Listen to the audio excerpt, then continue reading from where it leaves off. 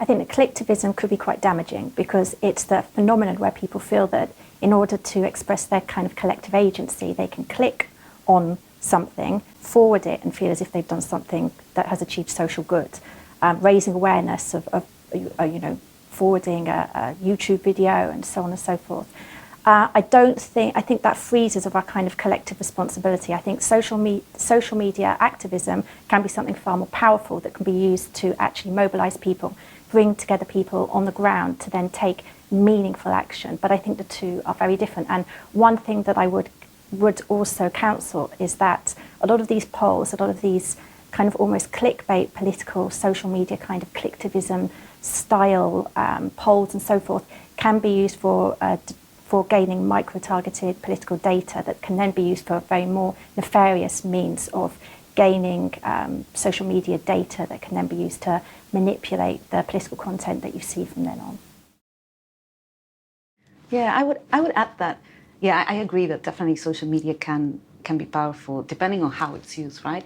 And that social movements, nowadays some people think that there's a divide between digital activism and the activism on the ground, when in reality most movements that we see nowadays are a combination of both. You know, people get together sometimes on social media, the news spreads on social media, but then people go to the ground.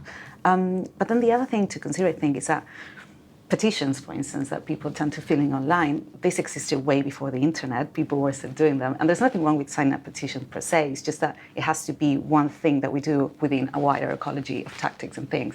And like you said, if it's just going to be signing this and thinking that's it, then that's a very narrow view of all the things that we can do as politically active citizens. So I think that that's kind of the key in terms of understanding the potential power of social media as a political tool.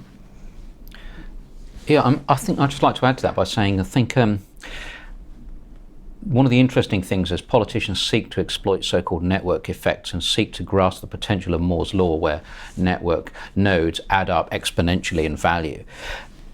Increasingly, what we're starting to see is Chris Rose's pioneers or good hearts in between us stepping forward and introducing an ethical or virtuous dimension to networks. And this is changing the whole nature of the debate in the sense that what they're doing is providing practical alternatives for people to actively invest in, be that financially or through a protest or some other kind of engagement in local political economies. And this is disintermediating markets, but is also disintermediating politics itself. And we see this very clearly by the breakdown of the big party systems.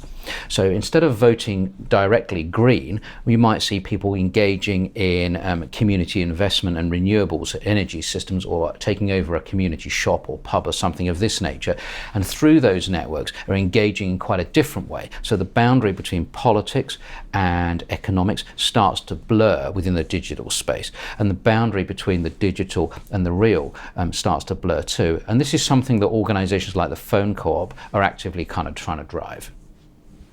Yeah, I think another thing to add in terms of the potential of social media, and that would seem, for instance, in young feminists and young women of color as well, is how sometimes social media, things like Instagram, offer spaces for politicizing the personal. So a lot of movements, for instance, about body hair or facial hair, and women showing themselves and standing up to certain ideas of beauty. So the whole thing of using the selfie perhaps as a political tool, not just as a social element. And I think that's something quite characteristic of millennials, but also perhaps the younger generation. One of the things that we found quite interesting is how the work of people like Chris Rose has in many ways rejected McGregor's millennial model. And his argument is that really there's a deep attachment to place that some people have, and that this idea about relationship between generations and technology doesn't really explain the underlying driving forces about whether people have a sense of agency or they don't. And this is key to understanding the rejection of technology and globalization, in the sense that this isn't really a generational thing. It's always been the case that older people tend to be a little bit more conservative, but that in itself is not sufficient to explain this global surge of rejectionism.